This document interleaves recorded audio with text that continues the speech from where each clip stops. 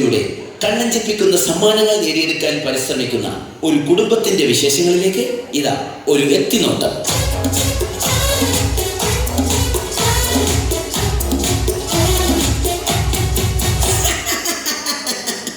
നമസ്കാരം, ഞാൻ ആൻഡപ്പൻ, ഈ വീടിന്റെ ഗൃഹനാഥൻ. ആൻഡപ്പൻ എന്ന പേര് പോലെ തന്നെയാണ് എന്റെയും അവസ്ഥ.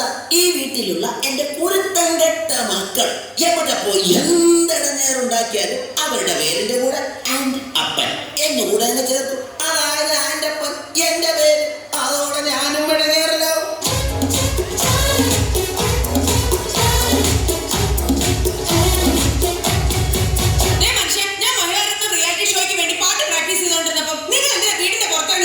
ഞാൻ പുറത്തിറങ്ങി നിന്നില്ലെങ്കിലേ നാട്ടുകാരെ വിചാരിക്കും ഞാൻ നിന്നെ പിടിച്ച് തല്ലിയിട്ട് നീ കിടന്ന് കരയുകയാണെന്ന്. ഭരതനാട്യം, മോഹിനിയാട്ടം, കുച്ചിപ്പുടി, കഥകളി, ഓട്ടംതുള്ളൽ, മോണാക്ട്, ഇതിനൊക്കെ ഞാൻ പ്രാക്ടീസ് ചെയ്യുന്നുണ്ട്, അറിയാമോ? ഇതാണ് ആൻഡപ്പന്റെ ഭാര്യ റോസിക്കുട്ടി. റിയാലിറ്റി ഷോയിൽ പങ്കെടുത്ത് താരമാകാൻ അരയും തലയും മുറുക്കി ഒരുങ്ങിയിരിക്കുകയാണ്.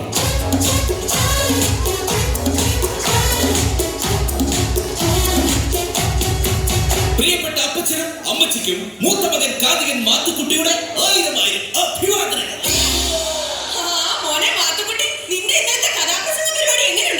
അതൊരു കഥനകഥയാണ് അമ്മച്ചി. റിയാലിറ്റി ഷോയിലൂടെ ശ്രദ്ധേയരായിക്കൊണ്ടിരിക്കുന്ന എന്റെ കഥാപ്രസംഗം കേൾക്കാൻ ഇന്നലെ ഒറ്റൊരുത്തൻ പോലും വന്നില്ല.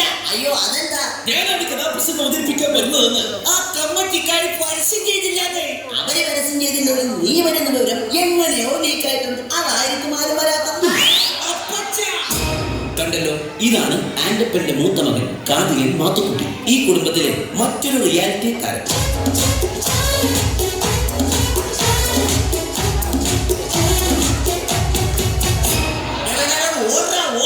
എന്റെ കൺമുമ്പിൽ കണ്ടുപോകുന്നത് അവന്റെ ഒരു ഒടുക്കത്തെ സിനിമാറ്റിക് ഡാൻസ്. എന്താ ചെയ്ത്? ഇന്ന് രാവിലെ ഞാൻ കുളിക്കാൻ കയറിയ നേരത്തെ ഇവൻ ഫയർ ഡാൻസിന്റെ റിഹേഴ്സലാണെന്ന് പറഞ്ഞ് മണ്ണെണ്ണ വായിലെടുത്തിട്ട് തീ ഊതി. ഞാൻ ഇളക്കിയിട്ട് അതിന്റെ ആകെക്കൂടെയുള്ള 2 മുണ്ടവൻ കത്തിച്ചു കളഞ്ഞു. അറിയാമോ? ഇതിന്റെ അടിപ്പാവാടയാ. ഈ വന്നതാണ് ഈ വീട്ടിലെ ഇളയ താരം, സിനിമാറ്റിക് ഡാൻസുകാരൻ ജോണിക്കുട്ടി. ഇതും മറ്റൊരു റിയാലിറ്റി താരമാണ്.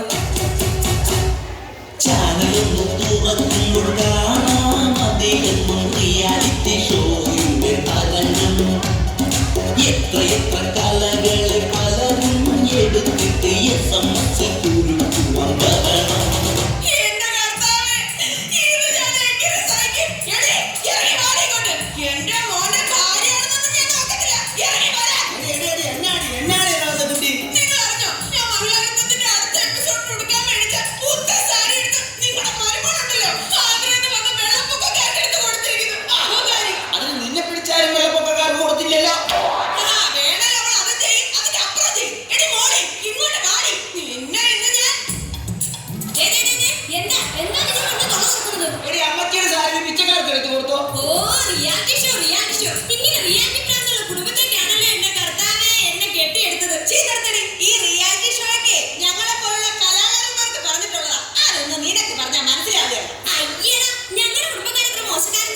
എന്റെ അമ്മച്ചി നല്ല ഒന്നാന്തര എഴുതുകാരിയാ. അമ്മച്ചിയുടെ കഥകൾ നിങ്ങൾ വായിച്ചിട്ടുണ്ടോ?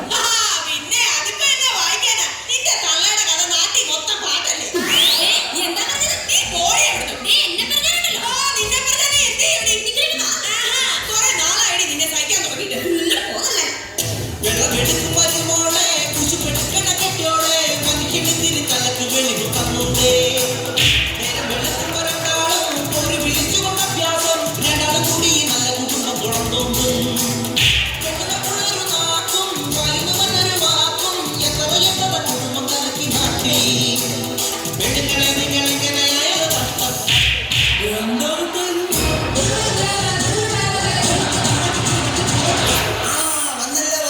എല്ലാത്തിനും കുറ്റം പറഞ്ഞ എന്റെ പൊന്നാരെയും വന്നില്ല. എന്തായാലും പെങ്ങളെ മോളെ തല്ലുന്നത് അപ്പനായാലും ഭർത്താവായാലും ഒരു താളവും ബോധമൊക്കെ വേണ്ടേ? എന്റെ പെങ്ങളെ എരിയുന്നതിൽ എന്നെ ഒഴിക്കാതെ ഒന്നും കടന്നു പോകുന്നില്ല. ഷഡ്ജം ഒന്നിറങ്ങി പോടാ.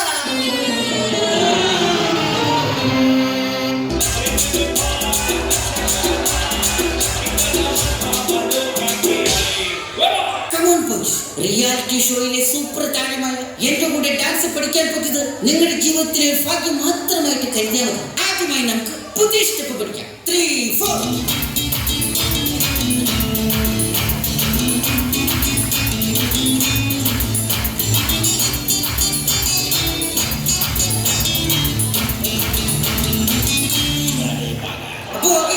ഇപ്പൊ മനസ്സിലായി?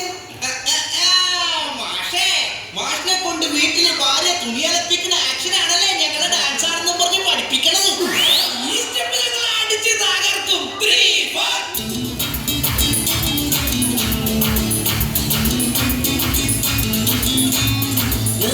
ഇതെന്നാ കോപ്പറാണോ കാണിക്കുന്നത്? നീ ഞങ്ങളുടെ പുതിയ സ്റ്റെപ്പാണ്. കോപ്പാണ്. എടാ ഈ റിയാലിറ്റി ഷോയുടെ കാര്യം പറഞ്ഞ് ചുമ്മാ കോപ്രായം കാട്ടി നടക്കാതെ വല്ല പണിക്ക് പോടാ. അച്ഛാ, നാളെ എന്റെ കലാപ്രസംഗ മത്സരത്തിന്റെ ഫൈനലിലേക്കുള്ള സെലക്ഷനാ. അപ്പൊ ഇവരാരാ? ഓർക്കസ്ട്രയുടെ ചെലവ് കുറക്കുവാനായിട്ട് ഞാൻ കൊണ്ടുവന്ന മിമിക്രിക്കാരാ.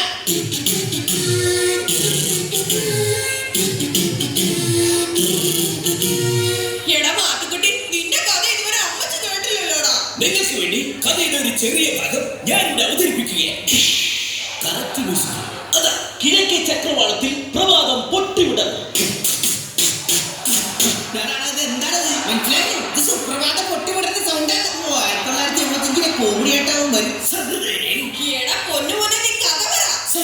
ഇനി കഥയുടെ സുപ്രധാനമായ രംഗമാണ് ഞാൻ ഇവിടെ അവതരിപ്പിക്കുന്നത്. അങ്ങനെ നമ്മുടെ കഥാനായകൻ കഥാനായികയുമായി കണ്ടുമുട്ടുന്നു. ഒരു ഉറച്ച തീരുമാനമെടുക്കാൻ നായകന് സാധിക്കുന്നില്ല.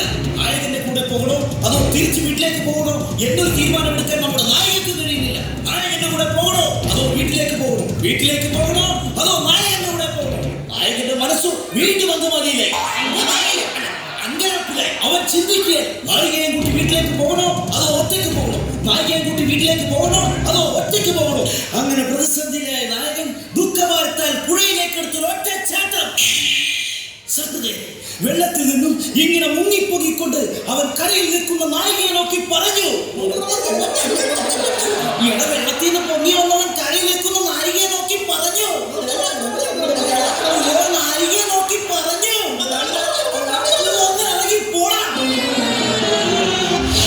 ഇവർ പങ്കെടുത്ത റിയാലിറ്റി ഷോയിലെ ഒരു കടുത്ത മത്സരത്തിന് ശേഷം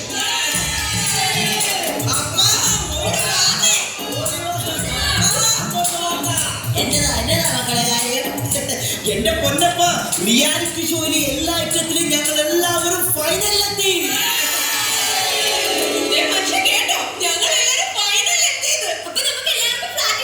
ജയിച്ചു കഴിഞ്ഞാൽ ഓരോരുത്തർക്കും ഓരോ ഫ്ലാറ്റ്. ഫൈനലിലെത്തിയിട്ട് എന്നാ കാര്യം? ജയിക്കണമെങ്കിൽ SMS കിട്ടണമല്ലോ. അതിനുള്ള വഴി ഞങ്ങൾ കണ്ടിട്ടുണ്ടല്ലോ.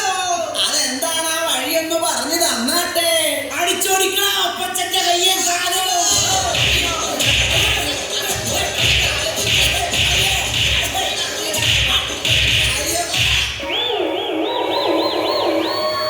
എന്തിനാടാ അപ്പന്റെ കയ്യും കാലും തല്ലി ഓടിച്ചത്? അപ്പഴെ തല്ലി കയ്യും കാലും ഓടിച്ചാലേ റിയാലിറ്റി ഷോയിൽ കാണിക്കാനായിട്ട് ചാനലുകാർ വന്ന് ഷൂട്ട് ചെയ്യുമല്ലോ. അത് സ്ലോ മോഷനിലും ബ്ലാക്ക് ആൻഡ് വൈറ്റിലുമായി TV കാണിക്കുമല്ലോ. അതെന്തിനാ? അപ്പൊ ജനങ്ങള് മൊത്തം കണ്ട് ഞങ്ങളോട് സെന്റിമെന്റ്സ് അടിച്ച് SMS ചെയ്യുമല്ലോ. അപ്പോ SMS കിട്ടി ജയിച്ച് എല്ലാവർക്കും ഫ്ലാറ്റ് കിട്ടുമല്ലോ.